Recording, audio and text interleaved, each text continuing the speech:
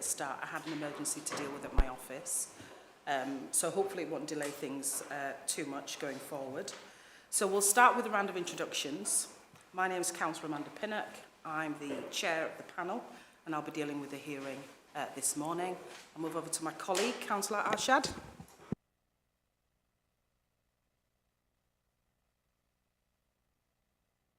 Councillor Zarina Amin for Ashbrow Ward.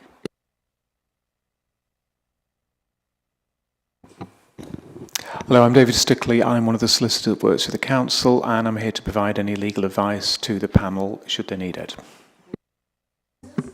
Yeah, good morning, Mike Skelton, Senior Licensing Officer. Craig Hayward, Licensing Officer.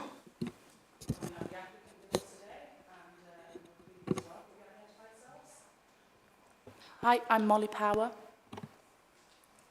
And I'm Maisie Davis. I'm Michael Cecilia and I'm the acting agent for the applicants. Thank you. And then we have a number of supporters. Let's see, where shall we begin? The lady with the baby, I think, over there, in the corner. Thank you. Thank you. We'll go along.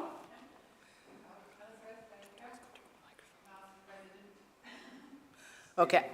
Sorry, I think it'd be helpful if you could press the mic. Hopefully we've got enough to go around. Blythe Little. Sylvia Wortillow. Jane Roberts. Richard Whitelaw. Ben Morehouse. Leslie Boyd Cox. Okay. Vanessa Yates. Mark Painter. Naomi Aspden. George Aspden. Katie Thompson.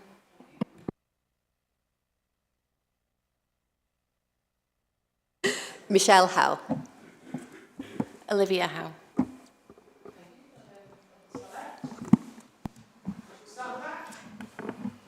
Tom Herbert. Liz Lloyd. Andrew Lloyd. Pete Toon. I'm Chris Challoner. Sarah Lewis.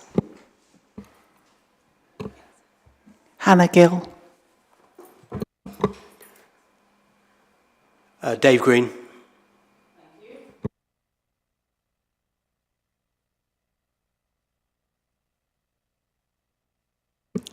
June Barrowclough. Brother Paul Barrett.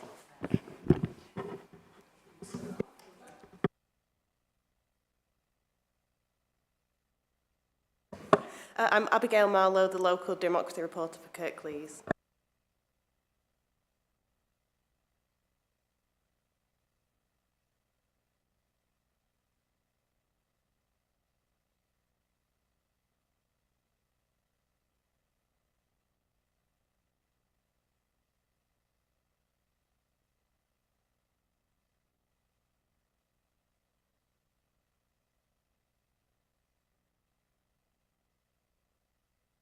Conducted and that they've read it and understood it.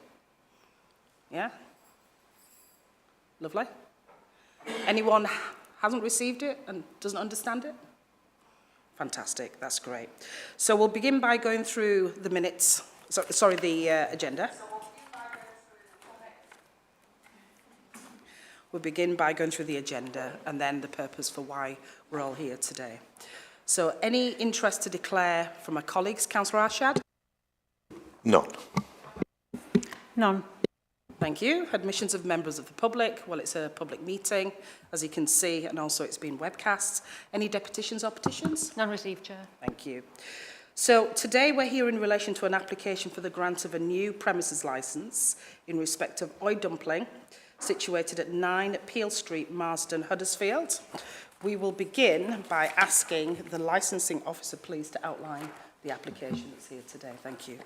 Chair, thank you. An application for the grant of a premises licence for Oi Dumplings at 9 Peel Street, Marsden was received on the 14th of May of this year. A copy of this application and plan of the premises may be seen at Appendix A The licensable activities applied for are the retail sale of alcohol for consumption on the premises each day from 10 a.m. up until 11 p.m.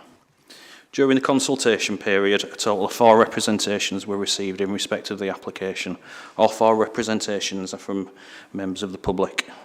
A petition opposing the grant of the licence was also received. However, after the consultation period had ended, one of the representations was withdrawn. In total, 141 emails have also been received, along with 5 letters, all from members of the public supporting the application. The applicant also set up an online petition on change.org inviting comments of support. At the end of the consultation period, there were around 1,500 supporters. The representations received consider the following licensing objectives would not be met should this licence be granted: the prevention of crime and disorder and the prevention of public nuisance. A copy of the representations may be seen at Appendix B, and correspondence supporting the application may be seen at Appendix C. Since 2007, the premises has been a food establishment, initially as an ice cream parlour and latterly a diner. The premises has never been licensed. The Council's Planning Department have confirmed that there are planning restrictions on the opening hours at the premise.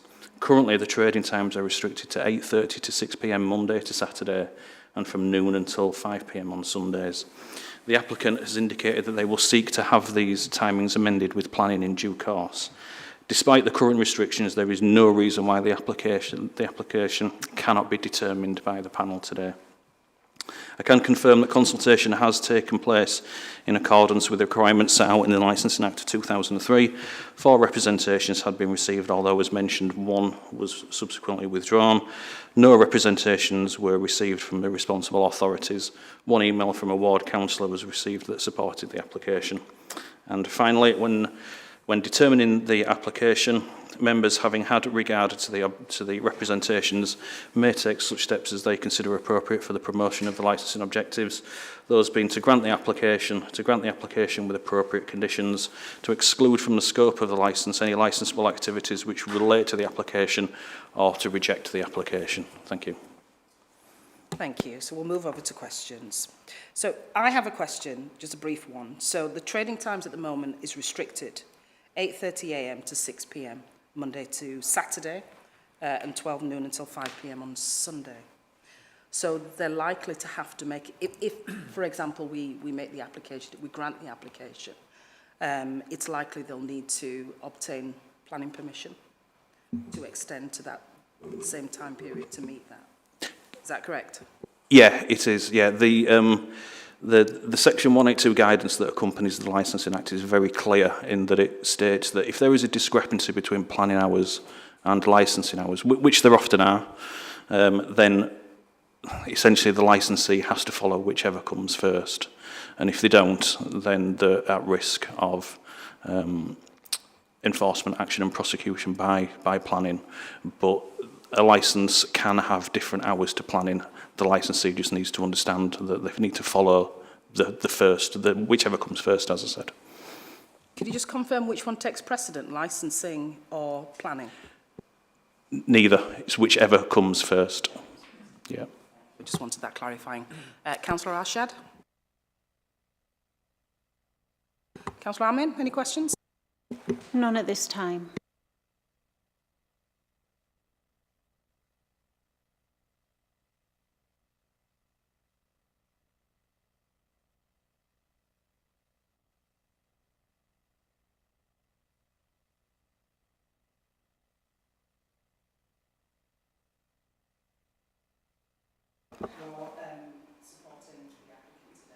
Correct. I understand that you have a speech or you have some information to give that might be quite lengthy. That is correct. It's probably going to be 15 to 20 minutes, if that's okay. It's a little bit too long, actually. Would you be able to reduce it down? To 10 minutes? Does it have to be the 15 minutes? I could speed it up. What we'd like you to do is focus on the salient points. That's correct, it will. So it will cover, briefly, it will cover the character and the nature of the business, and then we'll move on to tackling the objection at face value and dealing with the relevant conditions that we have included in the application. So it will be mostly licensing driven rather than character driven. Okay, so it'd be beneficial. So that's correct. That you'll answer some of the questions that's that right. people in the room are likely to have. I hope so. Thank you. Okay, so I will kick off. Thank you very much for giving me the opportunity to represent the applicants. I will be slower with my speech to make sure that everybody can understand what I'm saying, and I will try not to rush it. There are going to be 5 main areas, including conclusion, of what I cover. The first one is going to be the character of the applicants. Next is going to be the nature of the business. Then I will move on to the application that has been submitted. Then I will spend quite a bit of time on the objections that have been raised. And then finally, I will propose an additional condition that should tackle one of the objections. Hopefully that will be 10 minutes, maybe 15. So to kick things off, the reason why I wanted to start with the character of the applicants is because of the nature of the licensing decision is to what extent can the committee trust that the applicants will follow whatever conditions and measures have been imposed by the responsible authorities. And given that at the heart of trust is the character, it makes sense to spend a little bit of time covering their personal story. And the story begins with them being teachers in Southeast Asia who've had their professional livelihood disrupted, first by COVID, forcing them to come back to the UK, and then by the regulatory change in China, basically restricting tutoring from foreign teachers. That meant that they had to reimagine their careers, and they have done so exceptionally well, demonstrating their resilience as exceptional businesswomen. And the venture that they have started, you can see the progression, the scale of it. We started with a food stall, it grew to accumulate community support, it grew to cover more revenue streams. It is an incredibly impressive story that is important to remember when we consider this application.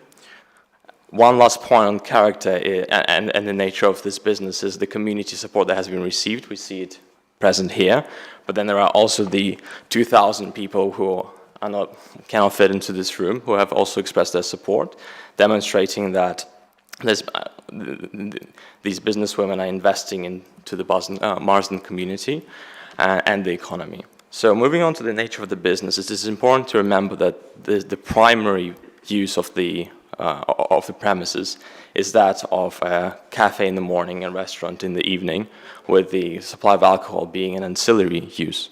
Unlike some of the other licensing applications, this is not a drinking establishment, and it is important to remember that.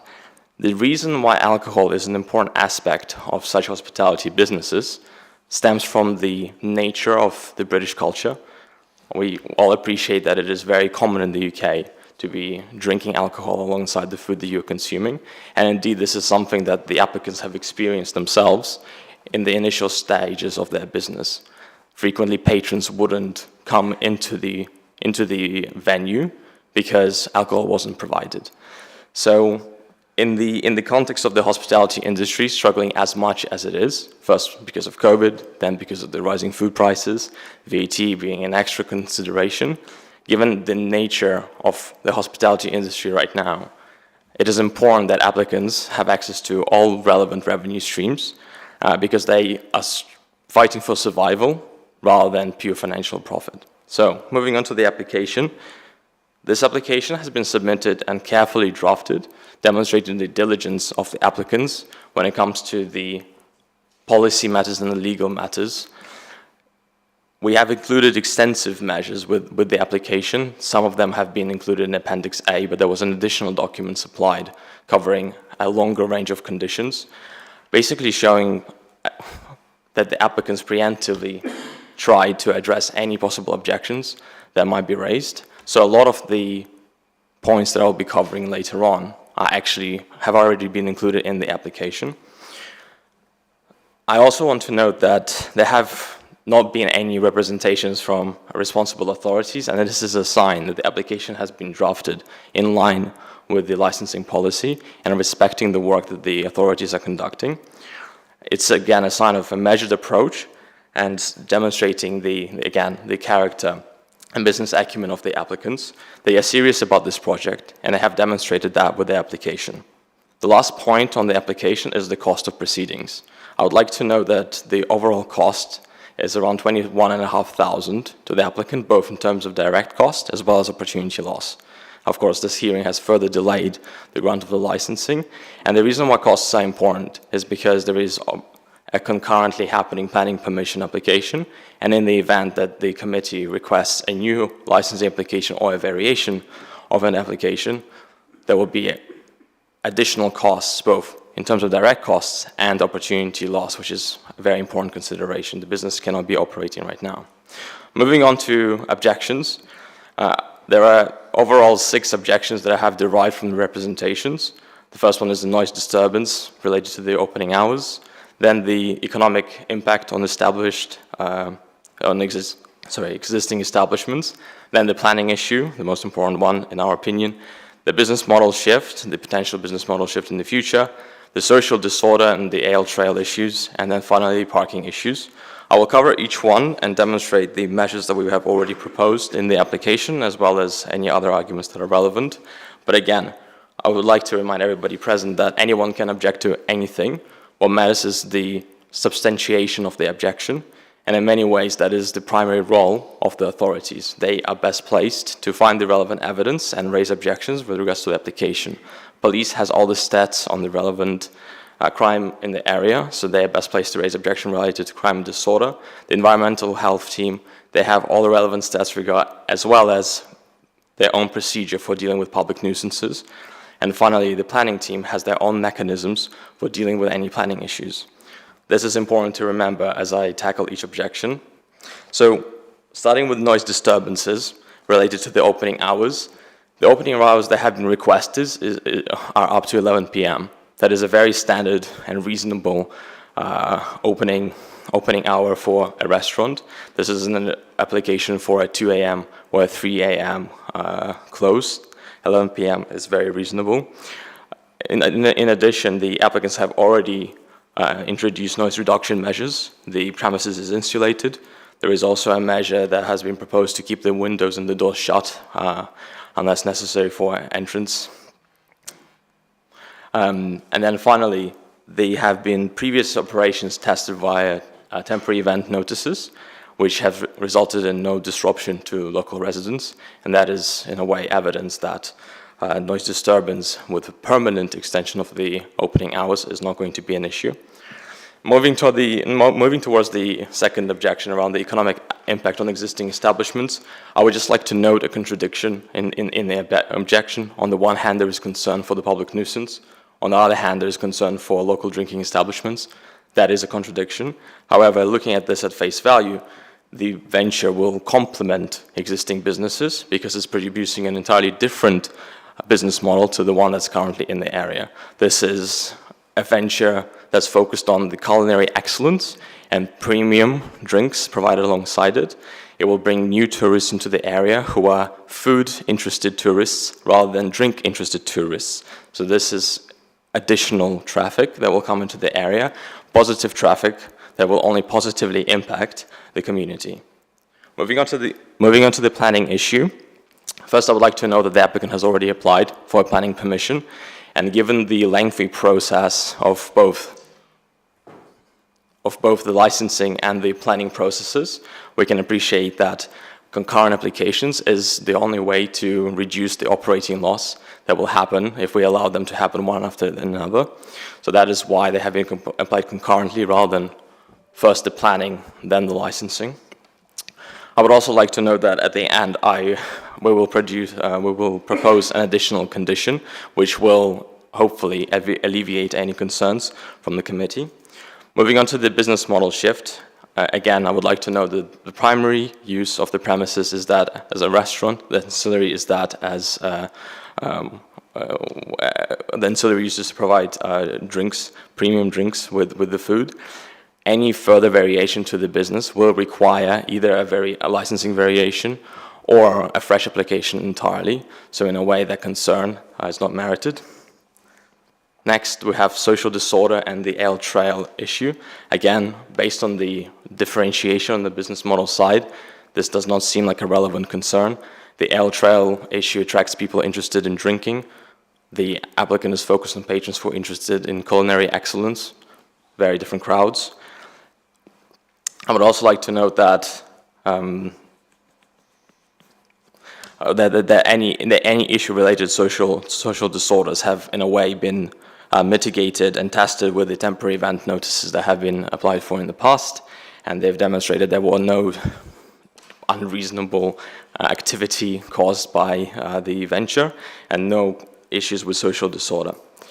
The final point is the parking is related to parking. Again, there has been no disruption to date. This concern again sits with the environmental health team. If there were any concerns, they would have raised an objection. I would also like to note that any local support for any local interest in the venture, the public transport is the primary way of traveling, and any new tourists that are coming into the area are likely to either use public facilities to do so, for example the train, or they'll leave their car on the outskirts of Marsden instead of in the center of Marsden, again for cost reasons. So parking does not seem like a relevant concern that has been substantiated. That concludes the address of the relevant objections. And if I've missed anything, we would like to address them in the future. But the final thing I want to raise is the proposed additional condition to address the only viable legal concern in this application, which of course is the planning point. I would like to note that it is unnecessary for applicants to do anything further here, because the planning team is a separate team that has their own procedures with dealing with this issue, has been noted earlier, and they have the planning enforcement that they can bring if necessary, and of course there has been a planning permission application that has been launched already. However, given the need to demonstrate the commitment of the applicants, I would like to propose a condition related to the operating schedule of the premises should be aligned with the opening hours permitted by the most recent planning permission. That way, any future changes to the opening hours will automatically be reflected in the license without requiring a new variation process, which, as I mentioned at the very start, is going to be very costly for the applicants. With that, I would like to conclude the submission. I do have it all written out in document form, and I have copies for all members of the committee if you would like me to present that to you. That's it. Yes. Was that 15 minutes? Was it longer? I'm not sure. Thank you for that. Okay. So we'll move over to questions. I have some questions. My colleagues may have some questions, the objectors, and anyone else in the room for you. Okay? So the business is operating at the moment, is that right? So we've been operating in Marsden for 4 years as a delivery service at first. Then we moved into a premises which is approximately 250 metres from where we are currently residing. We'll call this the cabin, which had outdoor seating. We've now moved to 9 Peel Street, a 1-minute walk away. So yeah, we have been doing pop-ups, as we have done before, but we were previously running the business at the cabin for the past 2 years. So in submissions then, you mentioned tens. Where did the tens happen? Was it The tens happened at the cabin. So we had around, I'd say around 10, maybe more, so for example, the Jazz Festival, bank holiday weekends, and that's where we served alcohol. And that's where we saw that we needed alcohol in place to boost our profit margins. The only reason we didn't get a premises license there was because we saw the cabin as a stepping stone. It's quite a small building, and obviously with outdoor seating, we faced many problems with the weather.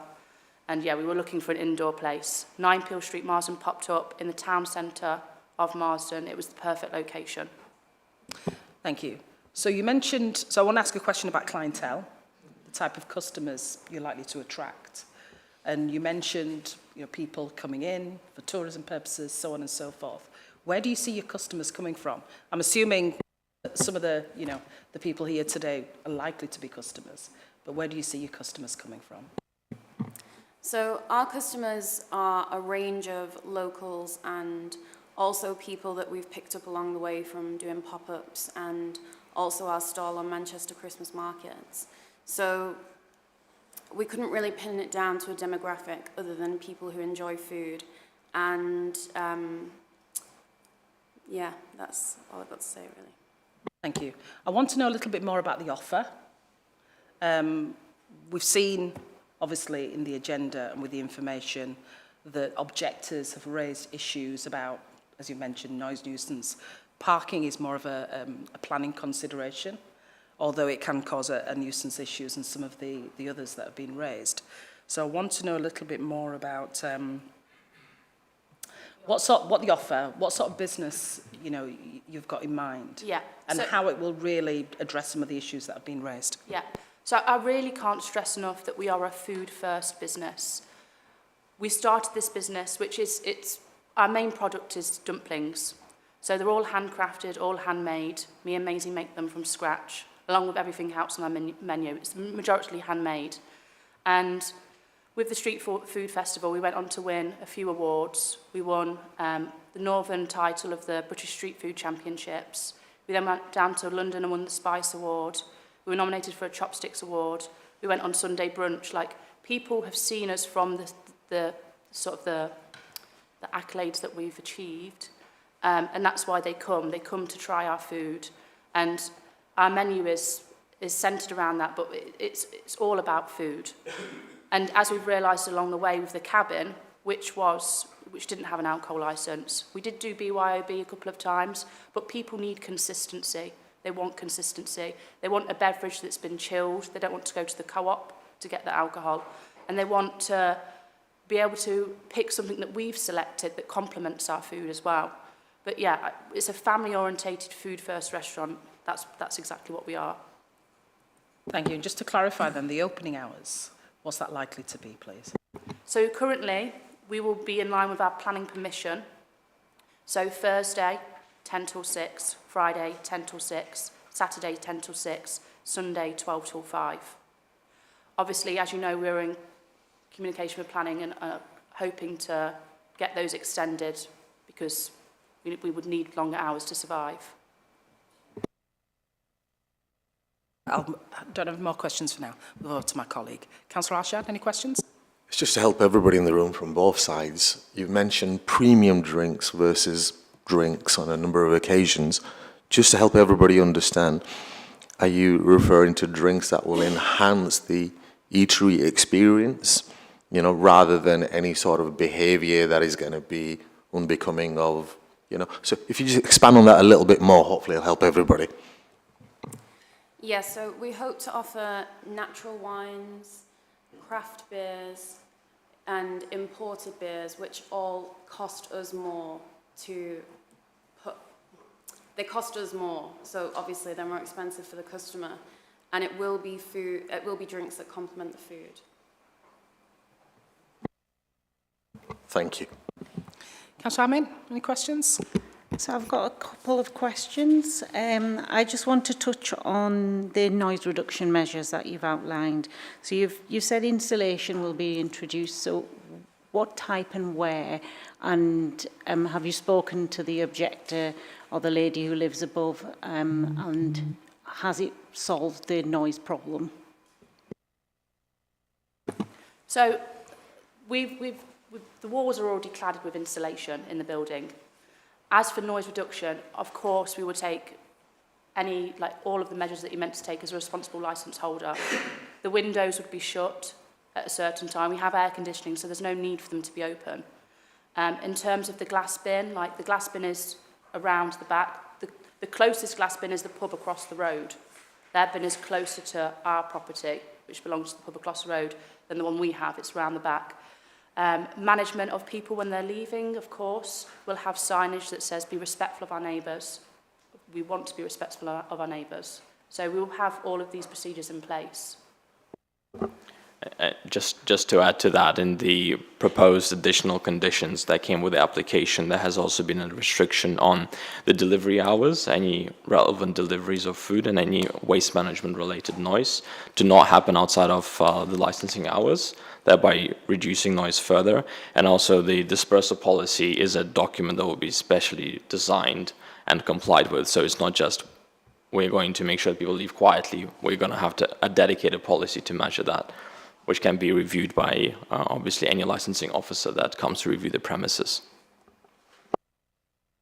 When you mention installation, most properties we assume are insulated. Anyway, it's different to noise reduction installation. That's kind of what I was looking for, and potentially even noise reduction in the ceiling to stop transfer of noise upwards. So are those measures that you've introduced, are you looking at introducing? The restaurant area is on the first floor. The second floor would be the work from home space. So if that helps in terms of noise, if there was noise to happen, it would be on the first floor rather than in a work from home space where people are there to be quiet. In terms of insulation, I don't know what the technical term is for it, but there was a sort, when a builder came round, they said it was insulated with this thing that's good. But I don't actually know the technical term. Just to add to that point, again, with the way that the environmental health will be working with the applicants, if there are any noise concerns, of course, they have an entire procedure for dealing with noise issues. And then soundproofing measures, to my understanding, is something that is requested by environmental health only if there are ongoing issues with the noise levels, because they are quite expensive to get. Thank you for that one. Now, just moving on to, you've said that the opening hours you want to align with the planning eventually when it comes through. Just for the people in the room, really, planning permission has been applied to vary to the opening hours, but that's not been, a decision hasn't been reached, and that won't happen till August. So would you not think this application's a bit premature because we don't have that decision, so we're not sure how it's going to be aligned? The primary motivation of applying concurrently is the length of procedures. The normal timeline for a licensing procedure is 5 weeks. With the hearing in place, that's an extra 4 weeks. So that's an extra 9 weeks of not being able to operate the business fully. It just made sense for the applicants to apply concurrently. Furthermore, some of the we hope to use the minutes from this hearing as evidence in the planning application, because we expect certain issues to emerge in that process as well. When it comes to waiting for one or the other, I think the legal position in a way already provides for that, given that the application that goes first takes precedence. In a way, the mechanism already restricts the applicant to operating within those hours, and then once those hours are amended, the legal regime automatically will reflect that. There shouldn't be a need for a new application or a variation. To us, it seems like the legal regime already is designed to fix this issue of different opening hours, and there shouldn't be a need for the applicant to do anything different. Thank you. And just finally, moving on to temporary event notices. So you said you've held about 10 at a different location. How have those gone, and have you had any police presence, noisy customers, any issues basically for those 10s? Yeah, we've never had any complaints, never any issues. There's somebody here today that actually lived at one of the holiday lets that was directly opposite our cabin, and he's come in support. Like, we never had any problem with nothing. We had 2 policemen that were our loyal customers that came every week, so, like, none of that. Thank you. Thank you. I've just got one question. So we've seen what the objectors have got to say, and you've made representations about how you'll try and alleviate any issues that happen.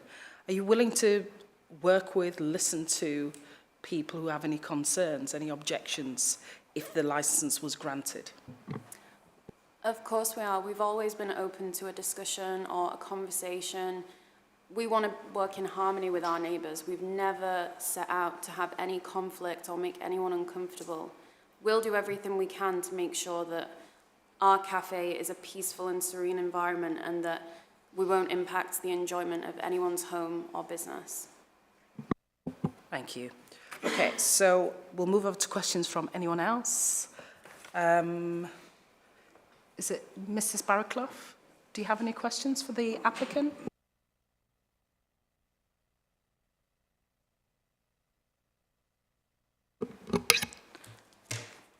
About the noise, the installation that you've provided already, Well, up to yesterday, it's not working because I can still hear you moving about and talking. So if you have done some insulation, it's not working.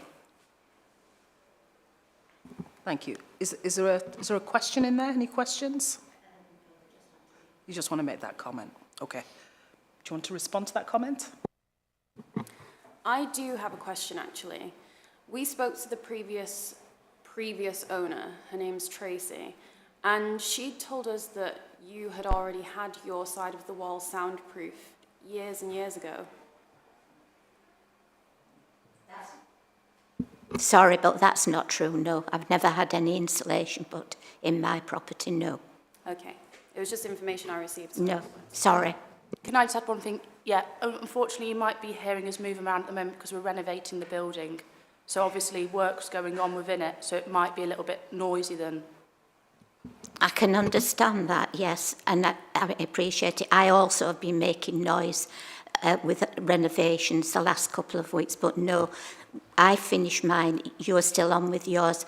I can hear those, but I can also hear you talking when you're having conversations. Can I just say the building obviously isn't fully dressed at the moment? Can I stop you there? Sorry.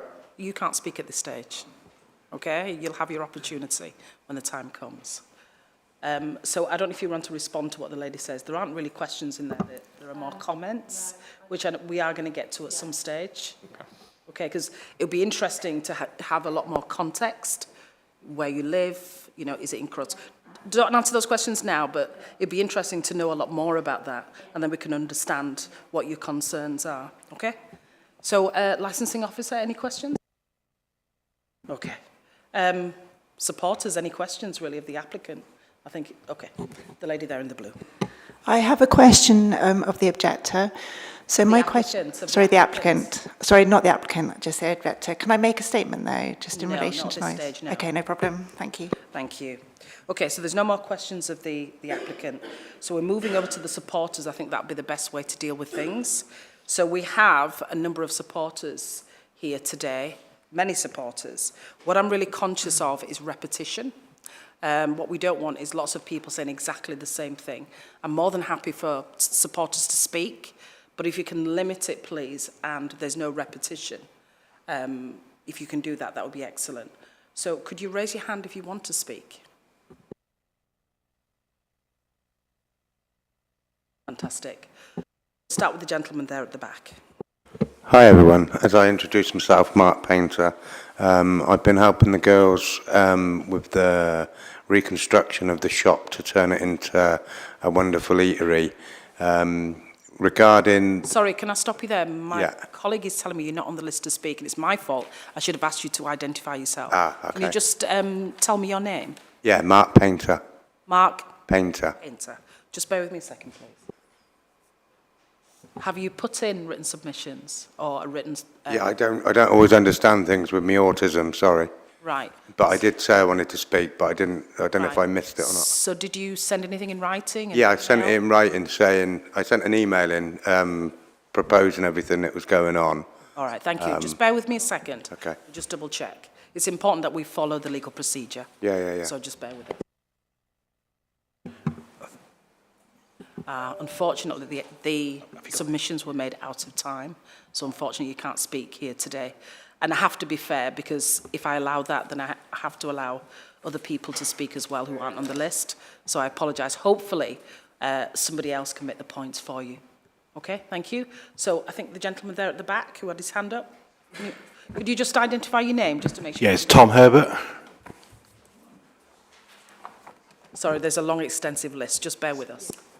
That's lovely. Can you make your representations? Okay, yeah, I think Molly and Maisie already mentioned that there was somebody who was living in one of the holiday lets next door to their previous premises. That was me. So I lived there for about 6 months last year, and it was through what I would suggest would be their busiest period of time, because it was through the summer months.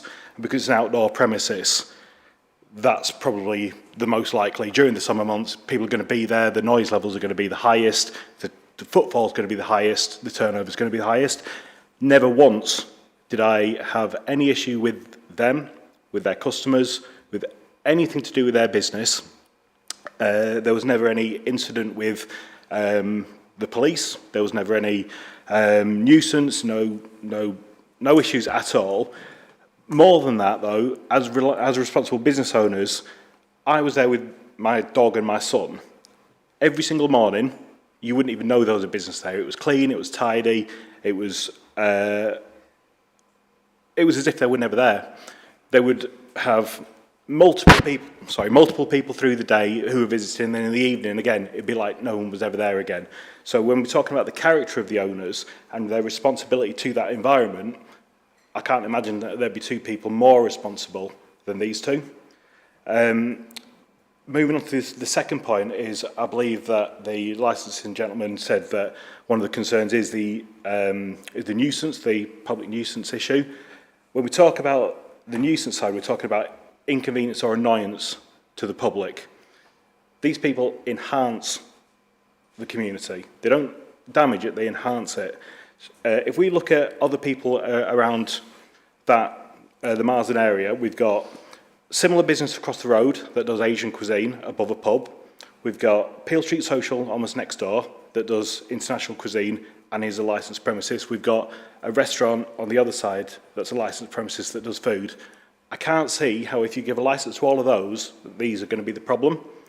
These are going to be exactly the same as all the rest of them. We've already got a precedent that they're all okay. There's no justification why these people wouldn't be. We've got a co-op opposite them that is an off-licence. If anything, this will stop people being in the street drinking because they've got somewhere to go. There's an awful lot of times on Sundays and Mondays and Tuesday nights, there's nowhere to eat after the hours of 6 o'clock in Marsden. These people will offer a solution for that. To give them an alcohol licence will, again, reduce the issue of annoyance or inconvenience to the community. If we look at the other point, the prevention of crime and disorder, again, there's no precedent, there's no evidence of there being any issue with crime or disorder with the existing businesses that have a licence or with these people running a business in that local area.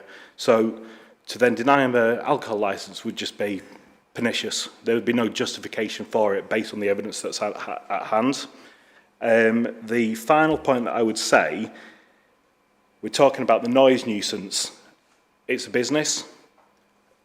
Even if it wasn't a business, there will be people who, if you're living in a terrace place or in a flat, there is a level of noise nuisance that people just have to accept.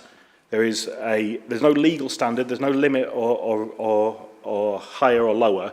It's an accepted level. This has already been a business that does the exact same thing as they want to do. The only difference is that they'll have an alcohol licence.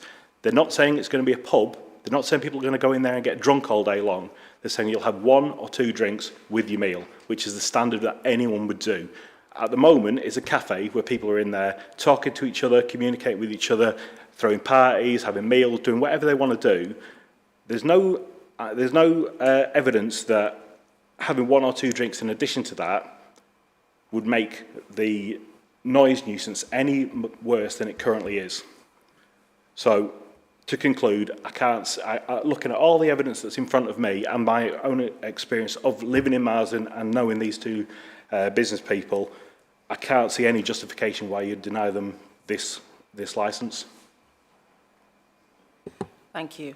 Has anyone got any questions? Sorry, you're not allowed to speak unless your name's on the list. Are you on the list? No. And it's questions for the supporter, by the way. Questions for the supporter. Okay. George Aspden. Yeah. Not to echo so much of that, but just to comment on the current sound potential issue. Obviously, it's currently having work done, which if anyone's lived next to anyone, a neighbour getting work done, at the point of it being a shell, is obviously louder. And the current point I asked... Is there a question in there? It's a question for the supporter, for the gentleman over there. You'll have your... Oh, sorry, it was just... Oh, yeah, sorry, yeah, sorry. Just bear with me. Anyone have any questions for the supporter? No. Right. Make your representations. Yeah, just with work being done, at that point, it's obviously louder than when it's finished, and the work isn't fully finished yet, and I think Mark was going to mention that as well. So just at that point, it's potentially going to be worse currently for the time being, but that won't be how loud it would be at the time of finishing the work. So I just wanted to potentially say what Mark was mentioning. Anything else you want to say, George, on behalf of yourself? No, thanks. In support of the application? Everything's been covered, thanks. Thank you. Gentleman there in the red?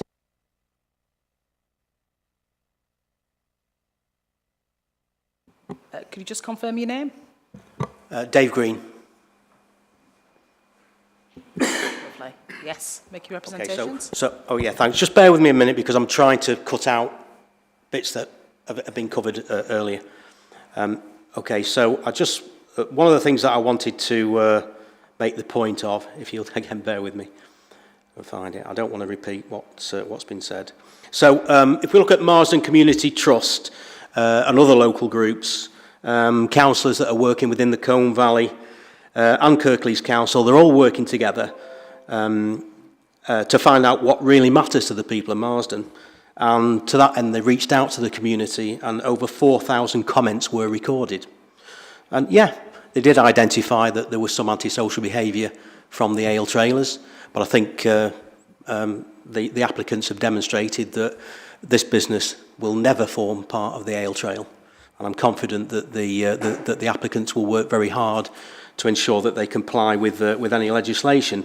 But going back to the consultation that was carried out, it identified some key issues that the council needed to support small to medium enterprises, creating a diverse economy, to provide some home working space, and for the creation of jobs. And it seems to me that this business ticks all those boxes. And considering the proposals to renovate and develop new mills, it's really important that businesses that are coming to Peel Street, which is adjacent to the mill, by the way, if people didn't know that, are encouraged to work alongside what is going to be a very exciting development, and to ensure that we obtain effective outcomes for the whole of the village, not just the mill development, the whole of the village. So Cafe Oi is clearly rising to the challenge. We have to appreciate that the post-COVID economy is very different to what we've all experienced in the past. And along with the cost of living crisis, we have a very uncertain and difficult times ahead. And those new businesses that have brought their investment to Marsden should be applauded for their commitment to the local economy, because they're the future of the village, and we need to support them. Thank you.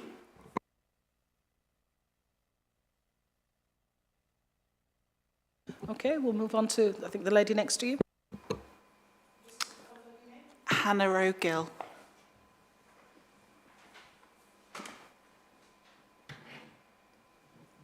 Lovely, thank you. I think Cafe Oi is one of the most exciting things to happen in the village in the 12 years that my husband and I have lived there. If it's necessary to show that you love a place before you open a business there, then I think Maisie and Molly have more than proven that already in their communications, their actions, and their loyalty to the village. Now that I've been able to read the complaints, I'd just like to add the following points to the 2 emails that I've already sent you. Much is made of the ale trail in the complaints, as if the bulk of the previous issues that there were are still occurring. I'm a wedding celebrant, and I used to come home from summer weddings in the early evening to find 2 policemen on horseback near the church and a riot van in the village centre. Those days are long gone, thankfully. It's also wrong to conflate the general concept of the ale trail with the worst of the previous behaviour, and I'm talking years ago in terms of that behaviour. If there are still issues, those need to be addressed as they have successfully before, with a security presence on the trains, those sorts of things, not by banning perfectly legitimate alcohol licence applications in the village. The scaremongering nature of some of the language used in those complaints is hysterical. The idea that a normal life might become impossible, for example. So much of what's in those complaints about Marsden is about it being kept somehow from being ruined or overwhelmed. The word civilised was used rather too much. That's just not the case. Our high street has some fabulous businesses, but is it fulfilling its potential as a whole? I'd say it isn't. Several businesses have closed just this year. We're widely recognised to be a large village, small town that needs new thinking, and I think Maisie and Molly personify that new thinking. And just one more character reference. I don't know Maisie and Molly that well. I've got to know them better through this whole process. And I messaged them on Instagram quite angry on their behalf at the surreptitious nature of the campaign that's been launched against them. But they only had positive things to say. They could have sent a rant back to me, and they didn't. All they wanted to do was take a coffee round to their neighbour and have a conversation to resolve any concerns, any questions. They really care about the community of Marsden, even the people who are threatening everything that they've worked so hard to achieve. I think that's all the character reference that anyone could need. And just one last thing, if the Northern Powerhouse is anything, we keep hearing about it, it's people like Maisie and Molly. We need more ideas and spirit and ambition like theirs, not less. They are a real asset to the village.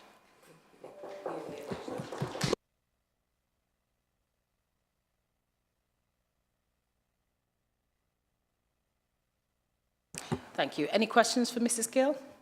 Anyone? Okay. The lady in the blue. Hello, I'm written down as Sarah Layton, but my name's Sarah Lewis. Just.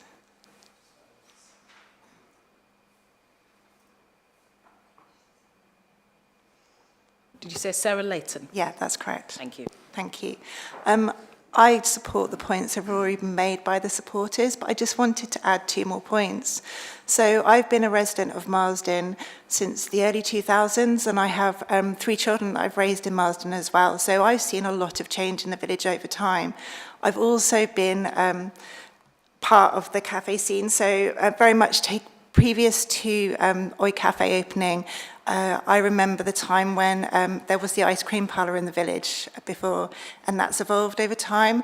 And I took my family to the ice cream parlour, and that generated a lot of noise because there was a lot of young families in there, and children, just by their nature, are always noisy. I actually see probably Oi Cafe business being quieter in its operation because you've got more diverse use, a lot of adults eating and drinking there rather than it being used as a place after school, and less young people and kind of babies and toddlers within that space as well. So I actually think it would probably end up being quieter than it previously was.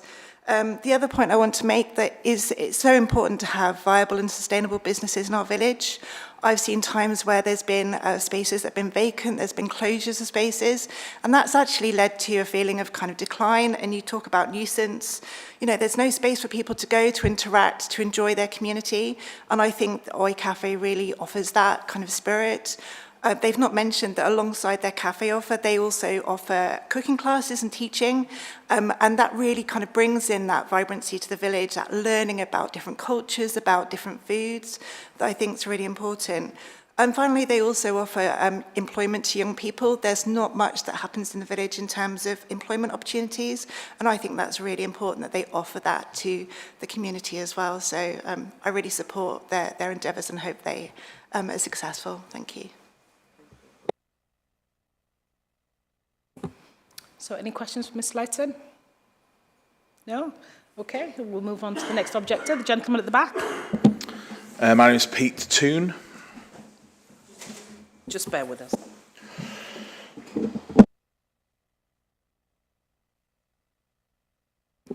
Thank you, Mr. Toon. I think it's just important to note a note of clarification that no one lives directly above what's been proposed because the business occupies the whole building. Yes, there are neighbours on either side, but I think there was a councillor mentioning the fact the noise travelling through the floors, which will not be an issue directly above what's going to be hopefully happening on the ground floor. The support's evident in the room. I don't need to reiterate anything there. I run a business that brings people to live and work in the village for months on end, and this sort of enterprise is exactly what helps me with both recruitment and retention of those members of staff That's genuinely evident in surveys that we do with our staff, and not about OI, because obviously it's new, but this sort of enterprise is exactly what we need in the village to help it thrive and make it a more attractive place to both live, but also for getting the people work and want to stay in the place that they work in sometimes. This decision is much more about a bigger picture for me than an insular decision, because you've got to look at the growth on the high street and how that's improving life for all of us that live in the village. As far as me as a layperson, anyone else in this room can decipher, there are no actual licensing laws being compromised here at all. The trouble-free track record speaks for itself. I don't need to talk about that. Apart from the fact that it's the excitement and the buzz is palpable. There's far more positivity here than negativity. And I hope it's not, the support here today is not seen as an attack on the objectors, because it's not that. It clearly is about us supporting what we feel is a good thing, is my opinion. And more to do with the fact that we're supporting a fledgling business that will benefit the village, not just, you know, about our own views. And finally, I think that it's always useful to thank the council and the system for letting us have time to show our community support for this project, and hope that the applicants don't just succeed but thrive. Thank you. Thank you. Any questions for Mr. Toon? Okay. Gentleman in front, you making representations? My name's Chris Challoner. I'm a resident of Marsden, and I'm a customer of OI dumplings, as was OI Cafe. I will be a future customer. Most of the things I wanted to raise have been mentioned, so I didn't have a particularly extensive list of things to add, but I did want to address something that Councillor Ashraf mentioned, which was about the offer and how the drinks that would be offered would complement the food. And as a customer, and when they've had temporary licences before, I've enjoyed being introduced to drinks I've never come across before: Vietnamese coffee, cocktails that with flavours that enhanced the food offering. And I know that that's something that that these two applicants really care about.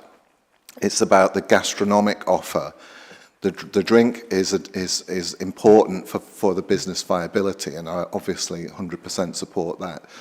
But it's a very different offer than anywhere else is offering, either in the village or in the local villages nearby. So I'm just adding my strong support for the applicants. Thank you. Any questions for the supporter?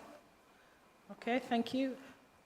The two behind, I don't think you've spoken, have you? Are you planning to make any additional representations? After nothing else to add? Has everything been said? Lovely. So have I missed anyone who's on the list who hasn't had an opportunity to make representations? Okay, lovely. And I just want to confirm here that we've read the pack. So we've read all the statements that have been made from all the supporters as well as the objectors. So we're well aware of what people have said and obviously mindful of what people are saying today. The lady there at the back. I'm sorry, I do have one thing just to ask as a general question. Yes, it's Liz Lloyd.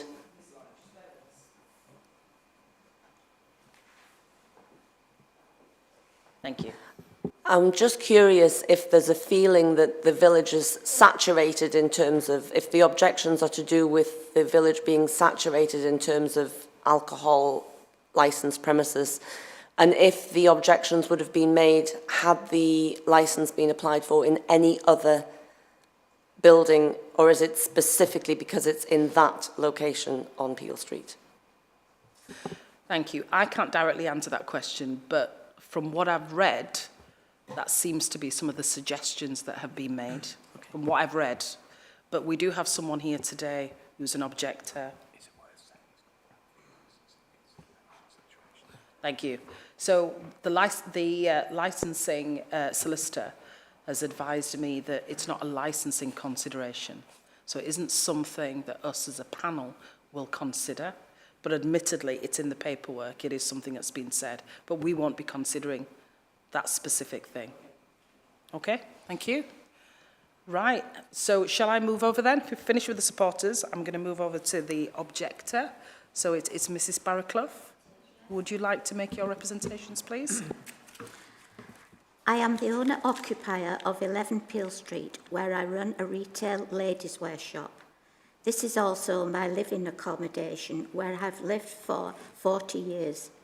This property on Peel Street was built in the early 1900s for the purpose of shops and living accommodation. Number 9, this property has been modified. 2 supporting main walls have been removed and a single skin brick extension added for full length of the back with bare wood floors. This structure has got to add to the noise factor. Number 9 applied for permission to open a coffee ice cream parlour in 2007 and it was granted to open till 8 a.m. till 6 p.m. If I had known that how much noise and disturbance that would have made, I would have objected then. There will be considerably more noise from licensed premises than a coffee shop. As well as all people get louder with alcohol, they should get up and put up with this in my home. In my property, you can hear customers talking, scraping of chairs on wooden floors, preparation of food, cooking appliances running, doorbell buzzing, door banging, and banging every time the coffee machine, radio and music. This is all very disturbing, especially days when I don't work. I want to relax and enjoy my own home, peace and quiet, not listen to noise related to alcohol drinking.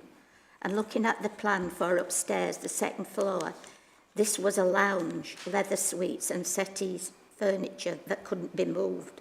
But now it looks as though there's dining chairs and 7 dining tables and chairs on a wooden floor. This is going to cause a lot of noise, moving chairs. I have experienced this from the downstairs by previous owners, but the sale of alcohol would make this even worse. This dining room is next to my lounge and my bedroom. This property is old and the party walls are so thin, you can hear every sound through them. In 2013, an application was made to extend their opening hours, Thursday, Friday and Saturday, 8 a.m. to 10 p.m. We had objected, myself and number 7. Kirklees Planning and Noise and Pollution visited our property and after monitoring refused the application because of noise and inadequate ventilation for cooking. Surely the noise would be worse with alcohol. I had a conversation with the applicant months ago and I found out she was interested in taking over number 9. I told her about the restriction. She said she knew and had not decided what to do with it or even to take it on at all. I told her if the application to extend hours was submitted, I would object as before because of the noise in my property. I told her so she would not take on not knowing and perhaps not being able to do what she wanted. So she's taken the property, although she knows about the restrictions. She put in an application for an alcohol licence. The first time I knew about the licence, a man fastening it to a lamppost. I asked what it was and he told me, a licence for number 9. I told him I wasn't pleased and would be objecting. And he replied, what you worried about, you don't open at night, it won't affect you. Affect me, it's already affected me. The anxiety and stress this situation has caused is starting to affect my health and well-being. My life will never be the same if this property is allowed to open longer hours with an alcohol licence. My quiet and relaxing time has been controlled by an ice cream parlour coffee shop, but For it to become a restaurant with alcohol, my lifestyle would be non-existent. I have worked in Marsden all my working life, and I've had my own business for 50 years. I have got to know a lot of nice people over the years and made some special friends, but I must not know some of them as well as I thought.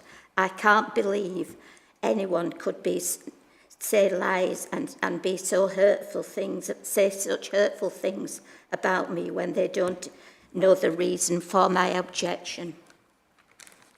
How can anyone who's supposed to be a successful businesswoman do what she has done, taking the lease out with restrictions?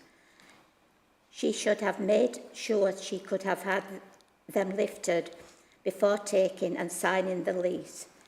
She went to it knowing about the restricted opening hours. And the reason for my objection,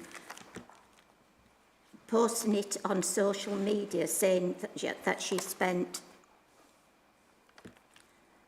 £5,000 on renovations. Why would you do this when there are opening restrictions?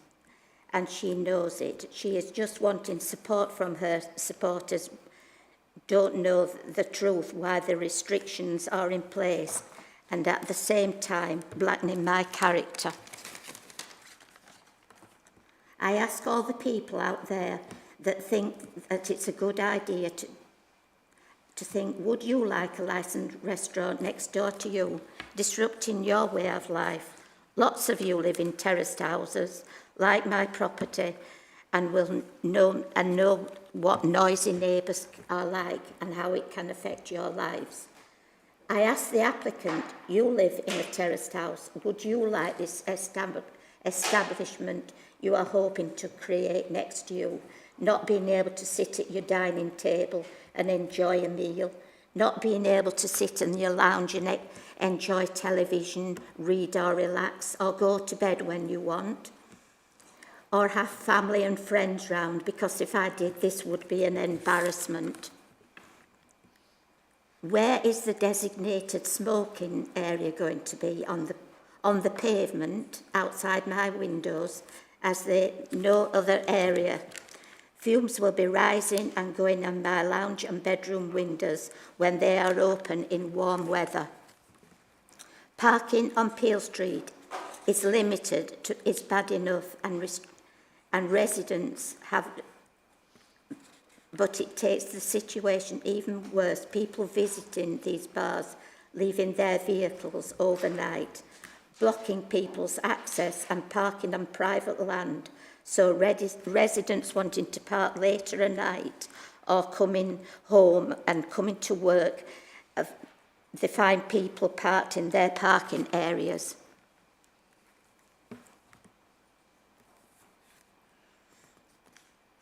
Is it right I won't be able to relax in my own home that I have spent a lot of money on over the years? Will it come to regrettably leaving my home for the sake of my health and sanity? The petition, so many people was passing comments about wine bar in Marsden, and several residents had suggested we should have a petition. So I set one up, being in the village where people can pop in, not as posted on social media, accusing me of going round pubs, visiting our old people's accommodation and stopping cars in the street to get support. The people who signed the petition are all Marsden residents and have the right to have the say in their own village. The concerns are too many licensed premises, 2, noise and antisocial behaviour, 3, not being able to bring your children into the village on Saturdays because of large gatherings at the waterside, bad language and using under the bridge as a gents' toilet. Parking. Don't want...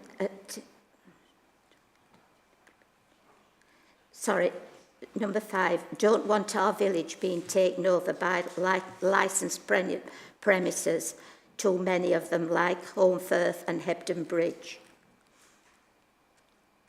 Noise and antisocial behaviour from licensed premises where people leaving, affecting local people in the local vicinity. Noise coming out of open windows that are open for ventilation, especially in summer. Thank you.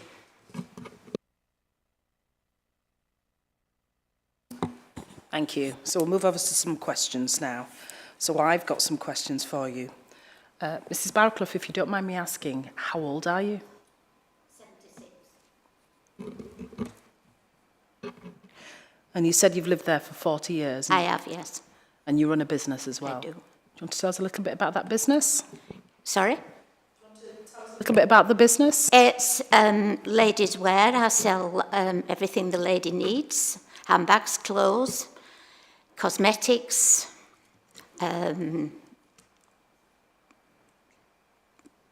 haberdashery, sewing things, haberdashery. That's about it, yeah. And in your representations, you've given us a detailed account of how things are affecting you at the moment. Yeah. And how things may affect you Yeah. if we agree to grant the application as applied for. Yeah.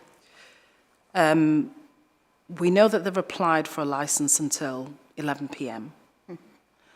Have you got any thoughts about if a licence was granted, what sort of timescale would be, in your opinion, reasonable? I'm just interested to know what you'd think. If 11 p.m. isn't reasonable for you, would you consider a lesser time? Well, I think if any sort of alcohol is served on the premises, I think it would be a nuisance. But as we know at the moment, they don't have a licence, No, but they they are running a business. No. They're running a cafe, aren't Yeah. they? And they have customers, and you've talked about how that's impacting on you at the moment. Yeah.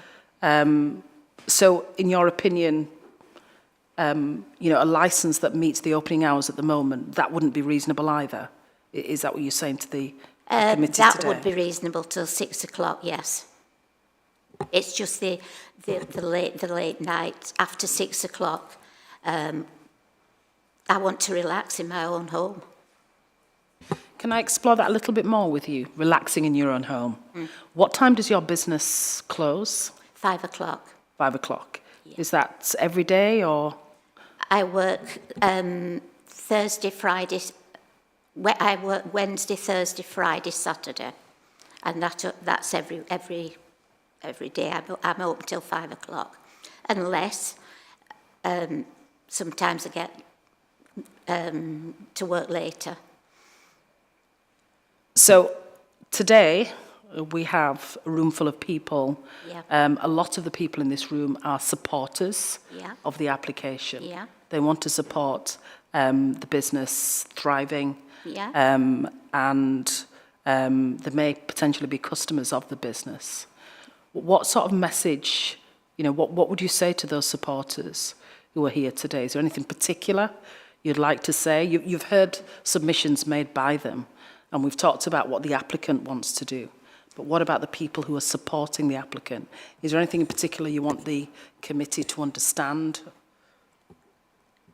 I just feel like a lot of people in Marsden that there is too many licensed premises. That's all really. But what about the fact that this is attached to your building where you live? Sorry? What about the fact that it's attached to your building? It's next door to the building where you are? Well, that's going to be annoying. It's going to affect the way that I live, isn't it? It's going to affect my lifestyle, really. Thank you. I'm going to ask my colleagues if they have any other questions for now. Okay, Councillor Arshad. How you doing? Hi. Can I ask you about Peel Street? You've been there trading for 40 years. What's business been like over the last 10 years compared to the last 40 years? Well, it's been varied right from the beginning. It goes up and down. We get quite a lot of visitors, and In my early days, I used to do a lot of sewing and alteration, and I used to make garments and clothes and sofa factories and things. And I used to attract a lot of people myself into the village. So I do know about attracting people, and it is good. But not to all these licensed bars and that's popping up everywhere. It needs other things as well. And every shop that comes vacant, it's nearly always taken by licensed premises and a cafe. So that's... Do you think the cafe would create that awareness, increase the footfall, and it would potentially help your business as well? Because we are on the high street here. Because there's that many anyway. There's that many cafes and bars in Peel Street.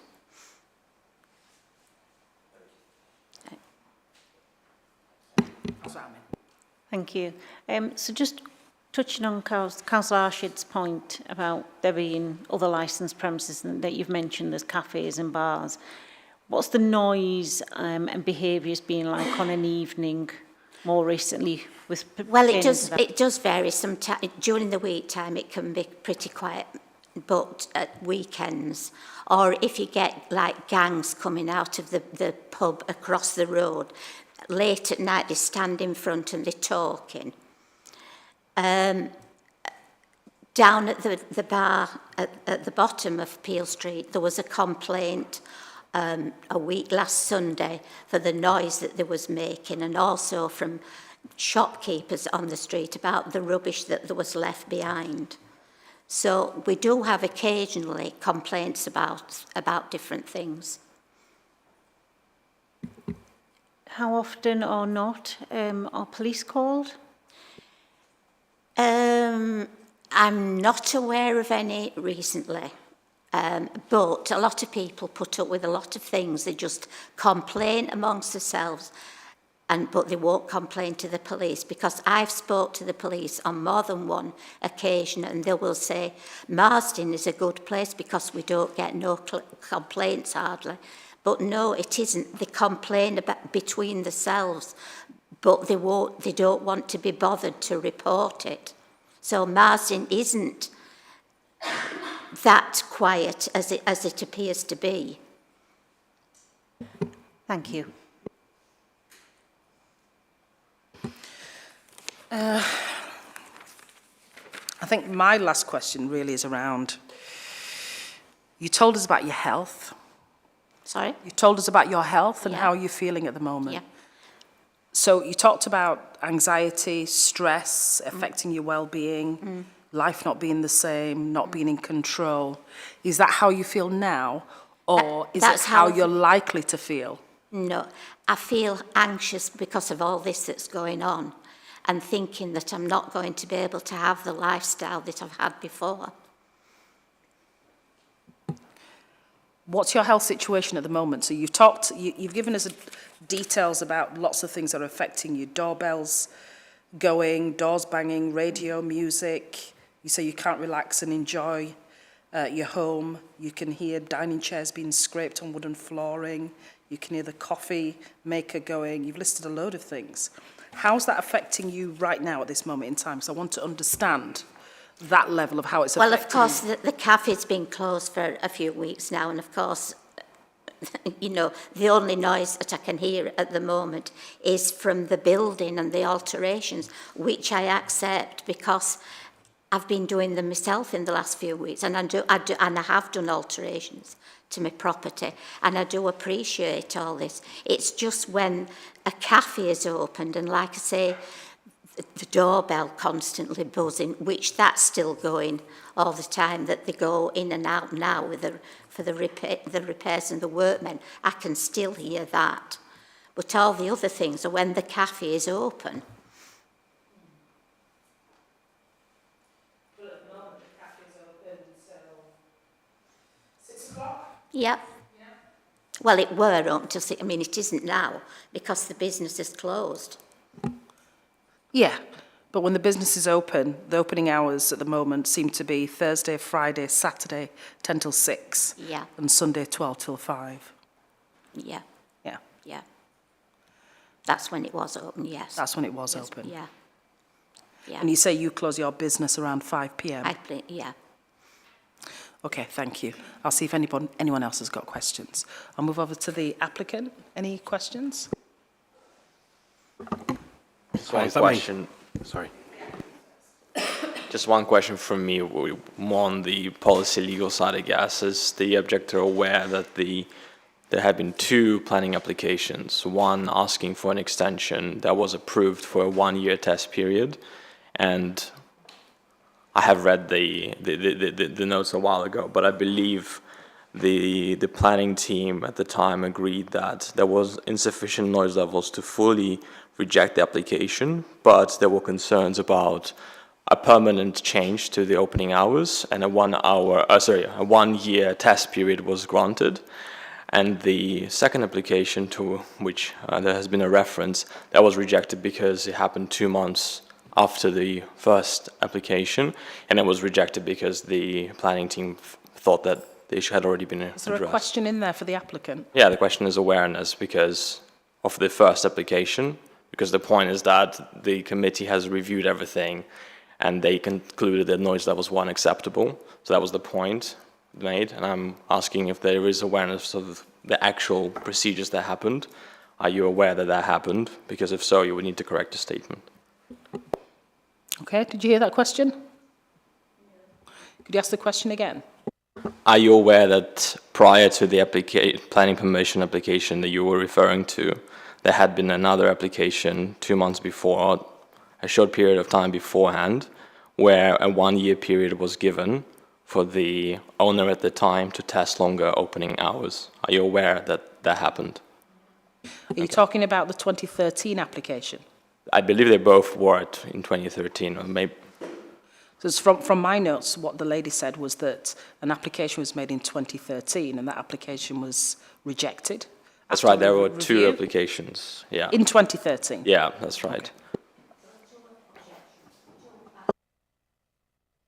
This is what the applicant's suggesting. 2 applications were made in... It was, sorry.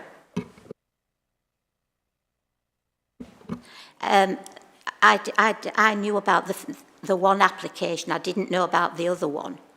And it was refused with noise and ventilation. Well, let's ask the applicant about that. Is that correct? Was it refused? So the second one was refused, but the first one was granted. The considerations by the team were the same.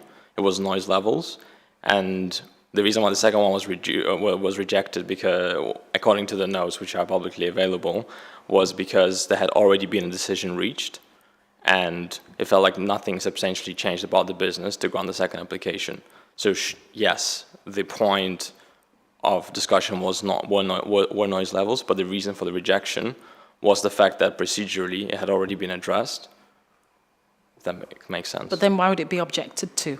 I'm really confused. Because the... I think there was insufficient evidence. Sure, that there was insufficient evidence for any change from the application that had been applied for a couple of months earlier.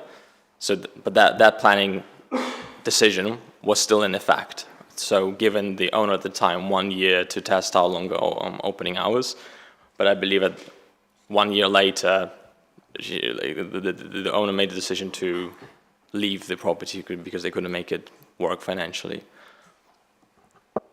Thank you for that. I mean, we are talking about 11 years ago, aren't we? So, but that's helpful to put things in context. Thank you.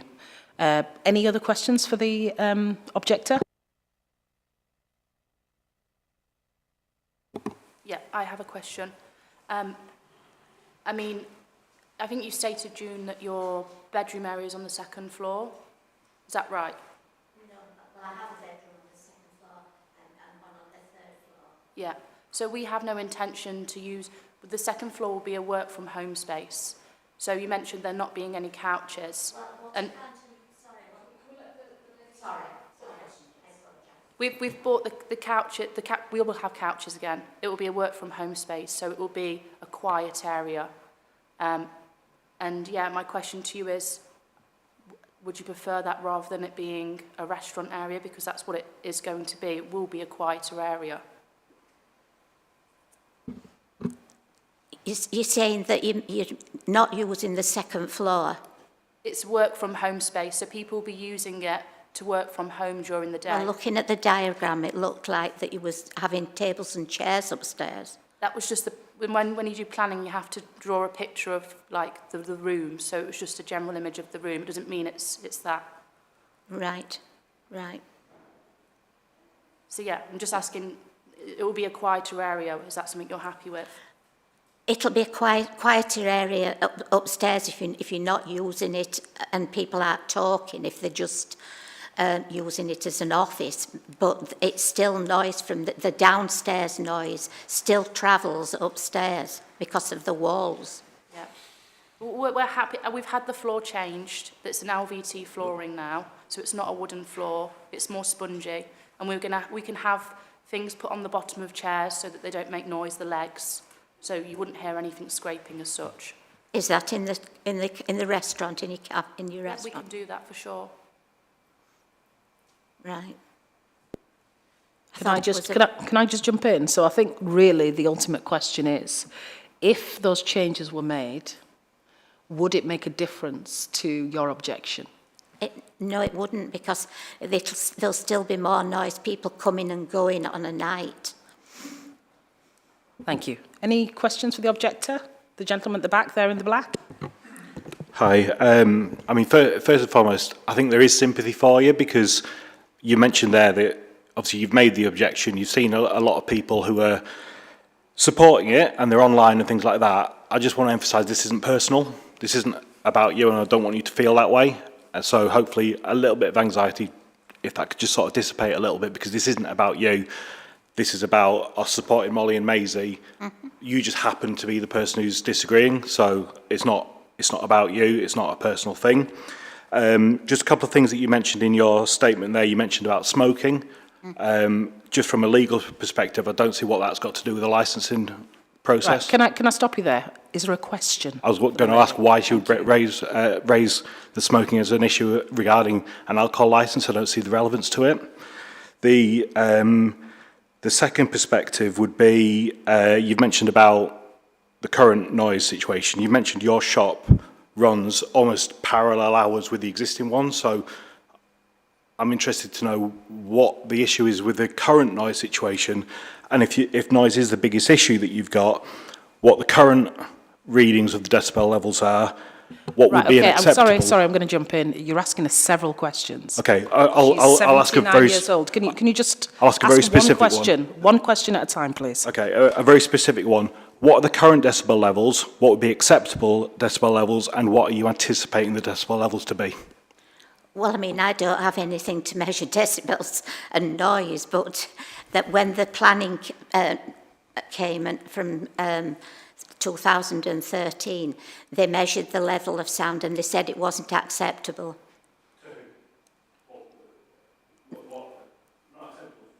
To what end? What's acceptable, sorry? You said they measured it and it wasn't acceptable. Wasn't acceptable for what? The noise level wasn't acceptable. To the property. Right, I'm going to jump in here.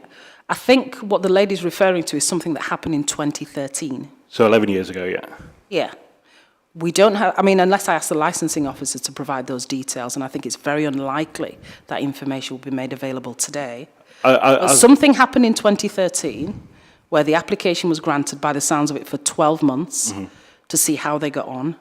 And for one reason or another, 12 months later, it was rejected. Mm-hmm. It's not clear why it was rejected, but I don't actually think that's necessarily relevant to why we're here today. My issue would be, if her main fundamental issue is the noise level, what she believes an acceptable noise level would be against what it is at the moment, and how alcohol would be the fundamental reason why that would increase, because I think otherwise it's just subjective. People, when they've had alcohol drink, they always are louder, they always talk louder, they always make more noise. So that, I mean, with it being a cafe, there was enough noise then, but it's going to be even worse with alcohol, and it being later at night, after 6 o'clock. It's entirely possible that people will have gone in there already under the influence of alcohol, though, so having an extra glass or two would make negligible difference. Well, I would think so, yeah. So you agree it would be negligible? Any sort of alcohol. As people drink more and more, they go louder and louder. Agreed. However, what we're saying is people aren't going there specifically to drink alcohol. They're going there and they could already be under the influence to a degree. All I'm saying is that the difference may be negligible. It sounds like you're cross-examining this lady. We need to be very careful. We should be asking questions and allowing her to respond. Sorry, I feel... You're asking sorry. several questions. I think she's made the point that in her opinion, this is her opinion, this is her view, that as people drink alcohol and drink more alcohol, that they're likely to get louder and louder, and that's going to affect her enjoyment of her property. I entirely understand. All I was trying to understand that perspective. Any more questions? No more questions? Thank you. Gentleman there.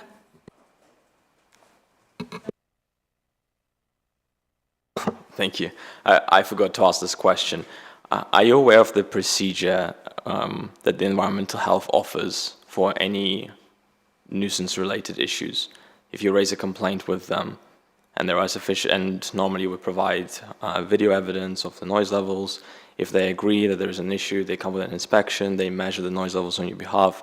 So there is an ongoing, if there is an ongoing issue, there is a mechanism in place already. Are you aware that it exists? And if you are, have you raised anything like that recently?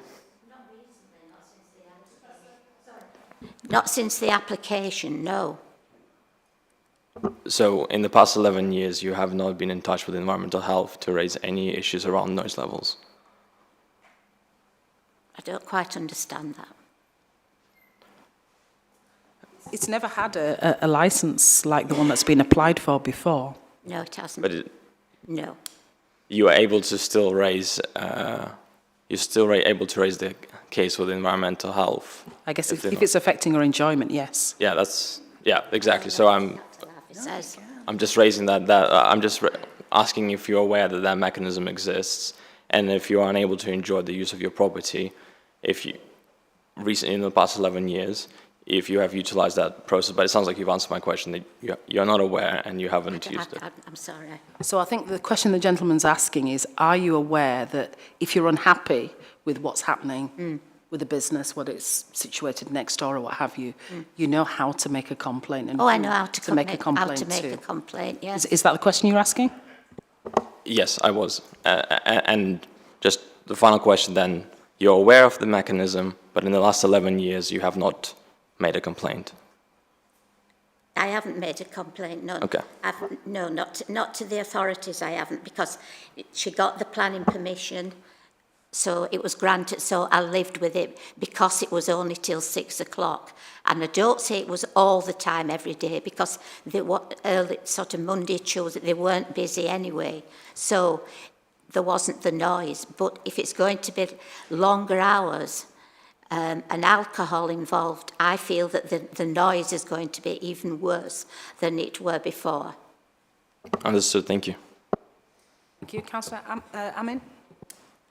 So I just want to interject and provide some clarity. So I've looked up the planning applications 2013. The first application was granted, but from Thursday to Saturday till 10 p.m. And that was only provision for 1 year, and that Environmental Health were going to monitor that because they did have issues with regards to the noise on residents nearby. The second application wasn't actually a planning application per se, it was a discharge of conditions application, and they were looking to discharge a condition for the ventilation, which was refused. They didn't provide enough information, so I'm just wanting to clarify that. Thank you. That's helpful, thank you. Any more questions for the applicant? The objector, the lady in the blue. Hi, I have a question just about the point you made about the number of licensed premises in Marsden. As a long-time resident of Marsden, so obviously been living where you are for 40 years. Are you aware that licensed premises have also closed during that time, such as the Swan Inn and the Wine Bank that are within the vicinity of the cafe?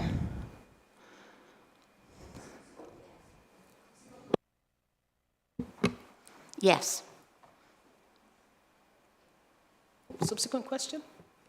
No, nothing further, thanks. Thank you.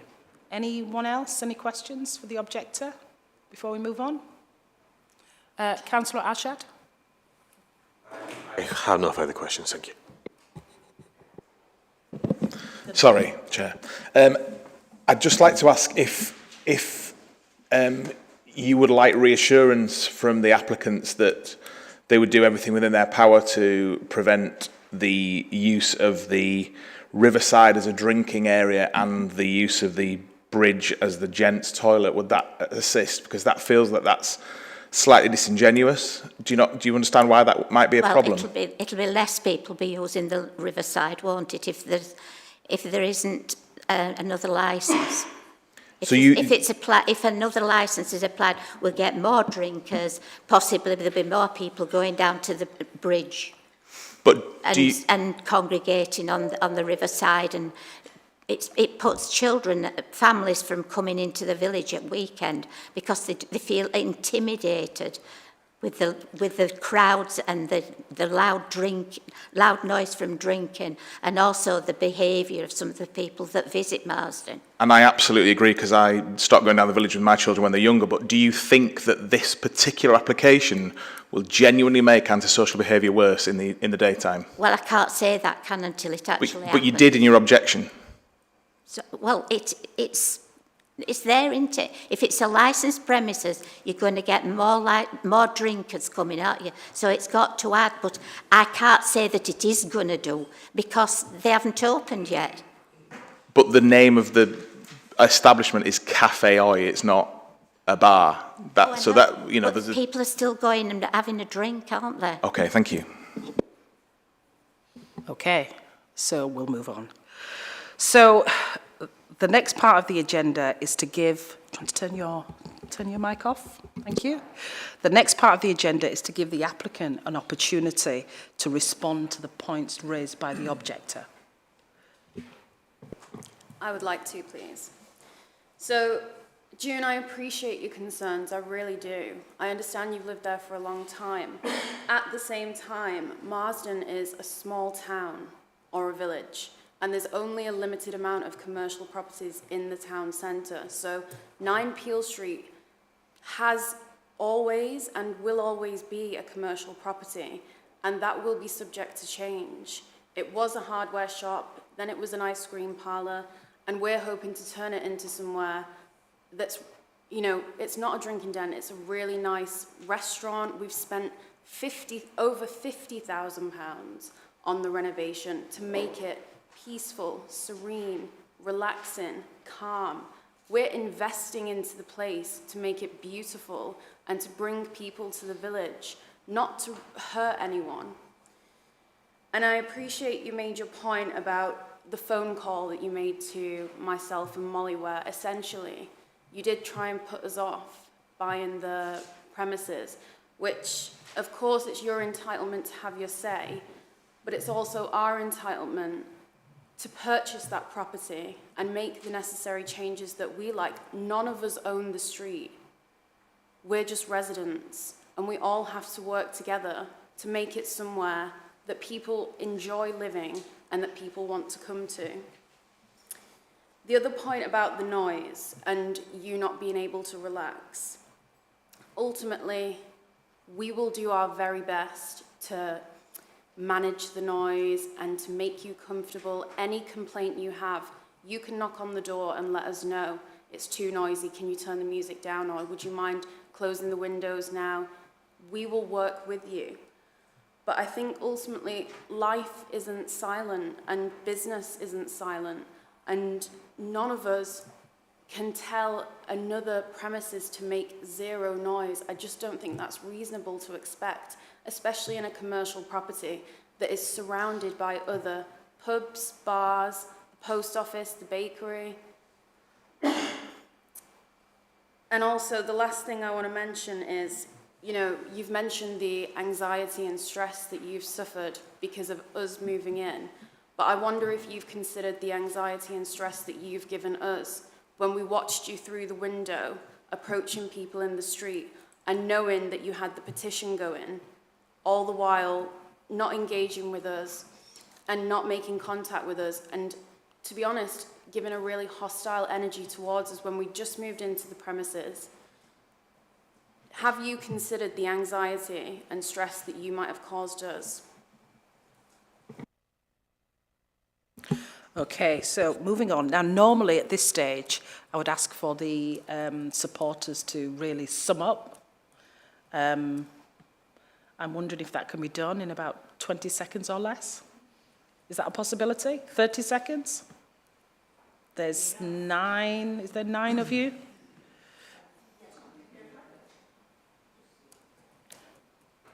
Yep, should we give it a go, see how we get on?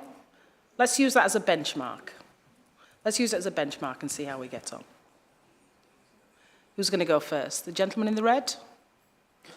At the end of the row? The gentleman at the back, sorry. Gentleman at the back. We'll start at the back, yes. Sorry, I think we've kind of said it. I think... Yeah, I think you've said a lot of things already, yeah. I think we've been pretty comprehensive. I agree. I understand as someone who struggles with noise generally, I think we're all genuinely sympathetic, Mrs. Barraclough. I think I'm a previous customer of yours. You won't recognise me. You did some jeans for me. You did a lovely job. Marsden isn't a place that the majority of Marsden doesn't want to be polarised. It is one of the friendliest, most welcoming, most cohesive, most inspiring places that I've ever lived in 49 years. And you're part of that community and you're a valued part of that community. But Marsden has to evolve and we have to find a way forward. And I think there's a huge amount of goodwill in this room towards you and towards every resident. We may not always agree, but that doesn't mean that the high street doesn't need to move forward. We need premises full. I'm sure you'll agree that. You wouldn't want an empty premises next to you. That would cause all sorts of other problems as well. So I think everything else, they're nodding, we've covered. So you're the spokesperson on behalf of the others? Fantastic. By default. Lovely. Okay, thank you. I'm going to give the applicant an opportunity to sum up. If you can do that. Yeah, absolutely. Thank you very much, everyone, for contributing. And sounds like at the end there are two main points, the planning point and the noise level points. With regards to planning, of course, there is a separate entire procedure for handling that. And then with noise levels, equally, in some ways, there hasn't been substantial evidence to suggest that there will be extreme levels of public nuisance. The current levels are not sufficient to trigger the involvement of environmental health. Wherever the property is going to be generating more levels if the patrons were drinking, it would be if there was a pub or anything that is primarily a drinking establishment. With this type of establishment, it's very hard to justify that argument. It feels more like a slippery slope. And then to the honourable committee, there are 3 options. The no license is granted, the restriction on opening hours to be in line with the planning permission, and then of course ours is requested in the application. We strongly believe that the most equitable approach is to grant the license as has been requested, because there are so many other mechanisms that have already been put in place by legislation, as well as the applicants, to make sure that everything is in compliance. And it feels like equity demands the latest option. But that's a basic summary of our stance. Thank you. Thank you. Mrs. Barraclough, anything else you want to say to sum up? No? Is that everything? Right then. Okay. So, thank you, everyone. Myself and my colleagues need an opportunity to consider everything that's been said today, and there's been a lot that's been said. So we'll need a little time to deliberate and make our minds up. So if everyone can take a seat outside so that we can do that, and we'll call you in when we're ready.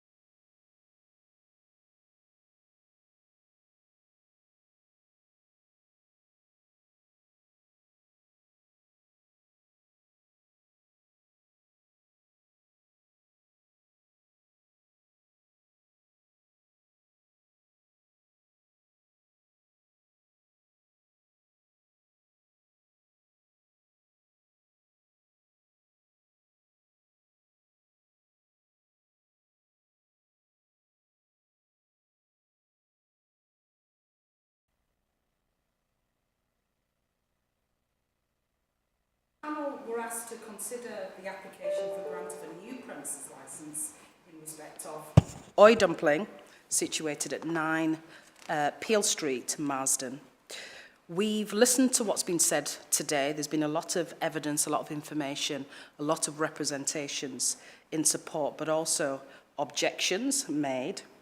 And we've come to the decision to grant the application, but with conditions. Originally, the application was for 10 a.m. to 11 p.m.